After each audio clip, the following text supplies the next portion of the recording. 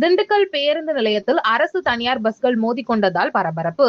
அதிவேகமாக வருவதால் தொடர் விபத்துகள் ஏற்படுகிறது.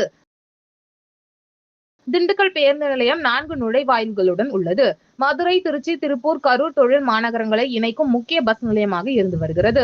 நாள்தோறும் ஆயிரக்கணக்கானோர் வந்து செல்கின்றனர். இந்த பேருந்து நிலையத்தில் பஸ்கள் வேகமாக வருவது, முறையாக ரேக்குகளில் நிறுத்தாமல் ஆங்காங்கே நிறுத்துவதால் பயணிகள் மற்றும் பொதுமக்கள் சிரமத்திற்கு ஆளாகி வருகின்றனர். மேலும் தனியார் வாகனங்கள் உள்ளே சென்று ஆட்களை இறக்கி விடுவதால் எதிர்பாராத விதமாக விபத்துகள் ஏற்பட்டு வருகிறது. இந்நிலையில் இன்று தனியார் பஸ் பழனி பஸ் நிறுத்தம் பகுதியில் வேகமாக வந்துள்ளது. அப்போது காரைக்குடியிலிருந்து பழனி நோக்கி சென்ற அரசு பஸ் அதற்கான ரேக்கில் நிறுத்த சென்றபோது 2 பஸ்களும் ஒன்றுக்கொன்று பயங்கரமாக மோதிக்கொண்டன. இதனால் சத்தம் கேட்டு அச்சமடைந்த பயணிகள் பஸ்ஸில் இருந்து அலறி அடித்தபடி வெளியே வந்தனர். மேலும் அங்கு பஸ்ஸுக்காக காத்திருந்த மக்களும் இந்த சம்பவத்தால் அதிர்ச்சி அடைந்தனர். பஸ்கள் மோதிக்கொண்டதில் அரசு பஸ்ஸின் முன்பகுதி சேதமடைந்தது.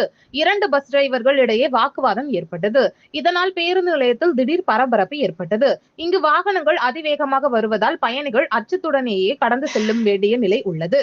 மேலும் அவ்வப்போது சிறு விபத்துகளும் நடந்து வருகிறது. எனவே பஸ்களை முறையாக ரேக்குகளில் நிறுத்த வேண்டும். குறிப்பிட்ட வேகத்தில் மட்டுமே பஸ் நிலையத்தில் பஸ்களை இயக்க அதிகாரிகள் கண்காணித்து நடவடிக்கை எடுக்க வேண்டும் என பொதுமக்கள் கோரிக்கை விடுத்துள்ளனர்.